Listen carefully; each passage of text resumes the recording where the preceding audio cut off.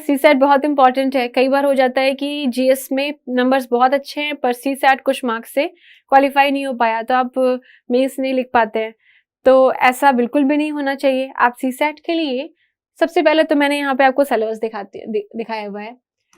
Important ये है कि क्वालिफाइंग पेपर है with minimum qualifying marks fixed at 33% only. Total मैं सीसैट में आपको बता दूं कि 80 क्वेश्चंस होते हैं, 80 क्वेश्चंस होते हैं और आपको 27 के आसपास करेक्ट अटेम्प्ट करने होते हैं। पेपर में जो नेगेटिव मार्किंग है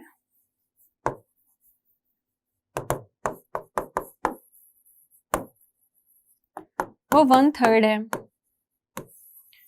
तो ओवरऑल मैं कहूंगी कि आप एटलीस्ट 40 अटेम्प्ट करिए, एटलीस्ट 40 अटेम्प्ट करिए क्योंकि नेगेटिव मार्किंग है। तो अगर आपके नेगेटिव भी हुए हैं तो कम से कम जितना थ्रेशोल्ड है वो आपका क्लियर हो जाए तो आप मेंस लिख सकें उस साल की। तो ये पूरा ओवरऑल मार्किंग का स्कीम हो गया। अब देखते हैं इस पेपर में यूपीएससी ने अपने सिलेबस में क्या लिखा हुआ है। कॉम्प्रिहेंशन आता है। कॉम्प्रिहेंशन में कम से कम मुझे लगता है अराउंड 20 कॉम्प्रिहेंशन आते हैं, क्वेश्चंस आते हैं कॉम्प्रिहेंशन पे बेस्ड। और इसमें क्वेश्चंस क्या होते हैं ये मैंने आपके लिए लिस्ट डाउन किए हुए हैं कि कई बार पूछते हैं कि इम्प्लाइड मैसेज क्या है। इस पैराग्राफ का एक पैराग्राफ दिया हुआ है। पैराग्राफ हार्डली होता है मुझे लगता है कि 7 to 8 सेंटेंसेस का या मे बी 9 और 10, इससे ज्यादा नहीं होता है। तो छोटा पैराग्राफ होता है, कई बार थोड़ा एब्स्ट्रैक्ट होता है और कई बार थोड़ा डिफिकल्ट ज्यादा होता है और मॉडरेट होता है। बहुत इजी तो मैं नहीं देख रही हूँ लेकिन कुछ कुछ इजी भी होते हैं। तो आपको क्या करना है, जब आप पेपर कर रहे होंगे तो जो थोड़ा इजी है उसको पहले अटेम्प्ट कर लीजिए, वो सिक्योर हो जाएगा आपका। उसके बाद जो थोड़ा मॉडरेट एंड देन डिफिकल्ट, तो डिफिकल्ट को आप छोड़ भी सकते हैं अगर आपने बेसिक थ्रेशोल्ड ऑफ क्वेश्चंस कर लिया है तो एक क्वेश्चन आता है इम्प्लाइड मैसेज का कि पूरा पैराग्राफ आपने पढ़ लिया, इसका मैसेज क्या था। जैसे कि हर स्टोरी का एक मैसेज होता है, ऐसे पैराग्राफ का की मैसेज क्या है, जो इम्प्लाइड है, जो इम्प्लिसिट है, जो ऑथर बताना चाह रहा है, इसको फाइंड आउट करना। सेकेंड है एजम्पशन। इन क्वेश्चंस में क्या होता है कि इस पैराग्राफ को जिस ऑथर ने लिखा उसने क्या अजम्पशन लिया हुआ उस पैराग्राफ को लिखते समय, ये पूछा जाता है। अब अजम्पशन आप कैसे पता करेंगे कि कुछ चीजें आपको, कुछ लाइंस ऐसी मिलेंगी उस पैराग्राफ में जो जजमेंटल होगी नेचर में, जिसमें उसमें कोई लॉजिक नहीं होगा, कोई रीजन नहीं दिया होगा, बस जजमेंट होगा उन लाइंस में। और जब भी आपको कभी जजमेंट मिले डायरेक्ट और उसके पीछे लॉजिक ना हो तो आपको हमेशा ये सोचना है कि कोई ना कोई इनहेरेंट अजम्पशन है। तो ये अजम्पशन ऐसे ट्रैक किया जाता है किसी भी पैराग्राफ का। ये इसका टिप्स है या ट्रिक है, आप जैसे समझ लीजिए। फिर है क्रक्स। ये बहुत इजी है, इम्प्लाइड मैसेज से थोड़ा सा अलग है, थोड़ा ज्यादा डायरेक्ट है कि ओवरऑल क्रक्स क्या है, किस बात पे पैराग्राफ है। क्या जैसे कि इन्वायरमेंट पे है तो क्या बायोडाइवर्सिटी की बात हो रही है, क्या अगर सोशल जस्टिस पे है तो क्या फूड सिक्योरिटी की बात हो रही है, क्या पॉवर्टी रिडक्शन की बात हो रही है। ऐसे क्रक्स होते हैं, 3 और 4 लाइंस वर्ड्स में आ जाते हैं और क्रक्स थोड़ा ज्यादा डायरेक्ट हुआ करते हैं। चैलेंज तब आता है जब आपके पास 1 2 3 4 चॉइसेस हैं, 2 तो आपने एलिमिनेट कर दी पर 2 में आप फंसे हुए हैं। तो इनमें जब आप आपको फाइनली जीरो डाउन करना हो कि हमारा आंसर क्या है, तो आप ये देखिए कौन सा सबसे ज्यादा लिंक कर रहा है और आप कॉन्ट्राडिक्शन ढूंढिए। अगर आपको एक भी कॉन्ट्राडिक्शन मिल जाए इन दोनों में से किसी एक के लिए तो वो ऑप्शन आउट, जो बचा वो सेलेक्ट। ऐसे है। फिर है लॉजिकल एंड रैशनल इन्फ्रेंस। ये इन्फ्रेंस वाले क्वेश्चन है कि अल्टीमेटली आप इसको प्रोजेक्ट करिए, जो इन्फॉर्मेशन मिली इससे इन्फ्रेंस क्या है। इन्फ्रेंस जरूरी नहीं है कि उस पैराग्राफ में डायरेक्टली दिया हो, यह आपको निकालना पड़ेगा, यह आपको ड्रॉ करना पड़ेगा उस पैराग्राफ को पढ़ करके। फिर आता है implied message of the author. ये ऑलमोस्ट सेम ही है कि ऑथर का इम्प्लाइड मैसेज क्या है, ऑथर क्या कहना चाह रहा है, आखिर उसने पैसेज लिखा क्यों है।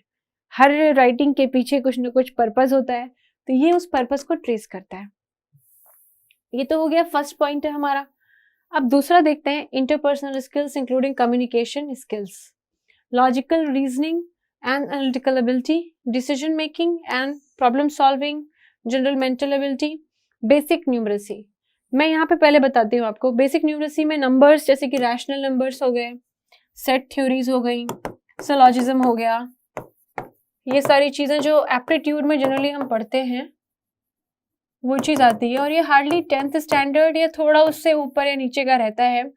पर ये बेसिक एप्टीट्यूड के क्वेश्चन से आप कोई भी एप्टीट्यूड की एक अच्छी क्वालिटी की बुक लीजिए और आप उनको सॉल्व करिए, तो काफ़ी हद तक आप इसमें यूज्ड टू हो जाएंगे इन क्वेश्चंस को देखने के लिए। Orders of magnitude class 10th level UPSC ने खुद लिखा भी हुआ है यहाँ पे कि इस लेवल का ये रहता है। फिर data DI, data interpretation, chart, graph, table, data sufficiency etcetera, ये सब चेक होता है। अब बेसिक टॉपिक्स आप क्या देख सकते हैं जब आप सीसेट को प्रिपेयर करते हैं, तो नॉर्मल एप्टीट्यूड में हम पढ़ते हैं प्रॉफिट एंड लॉस, दूसरा हो जाता है इंटरेस्ट कैलकुलेशंस, थर्ड हो जाता है परम्यूटेशंस एंड कॉम्बिनेशन,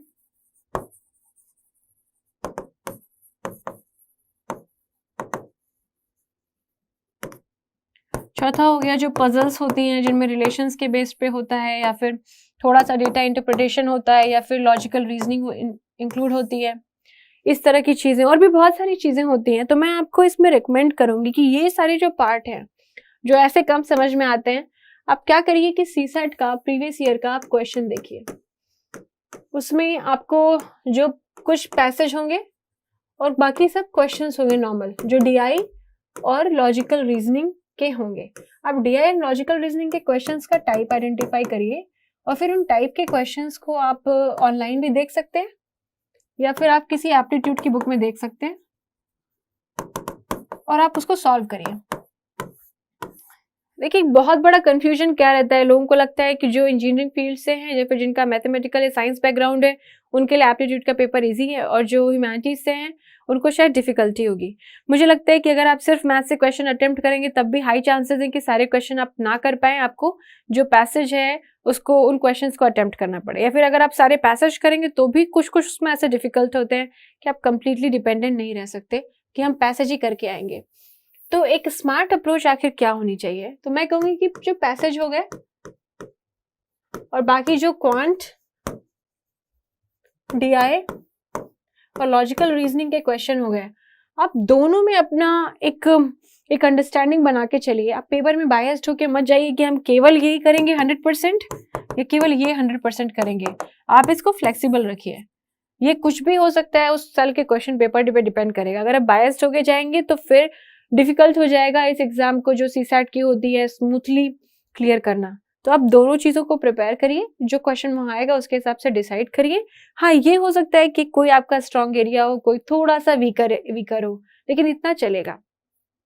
तो आपको मैंने बता दिया था कि आप इसमें करीब 40 के आसपास क्वेश्चंस अटेम्प्ट करके आइए। उसमें अगर कुछ नेगेटिव मार्किंग होगी भी तब भी हमें एटलीस्ट 27 एग्जैक्टली करेक्ट होने चाहिए, सारे प्लस एंड माइनस लगा करके। आप प्रीवियस ईयर क्वेश्चन पेपर्स देखिए, सीसेट के रिलेवेंट जो क्वेश्चंस आपको डिफिकल्ट लगते हैं उनकी प्रैक्टिस करिए। पैसेजेस के भी जो टाइप्स होते हैं क्वेश्चन पूछने के, आप उसको भी एक बार प्रैक्टिस कर लीजिए। और अगर आप बहुत ही थरो हैं तो आप 3 से 4 सीसेट के पेपर सॉल्व कर लीजिए, मॉक सॉल्व कर लीजिए।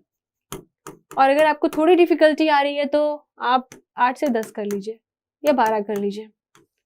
मुझे लगता है अगर आप इतना कर लेंगे तो आपका सीसेट का पेपर इजीली निकल जाएगा। देखिए सीसेट को सिर्फ क्वालिफाइंग बनाया गया है, इसलिए वो बहुत डिफिकल्ट तो नहीं होता है। बस आपको आइडेंटिफाई करना है कि आपके लिए क्या डिफिकल्ट है।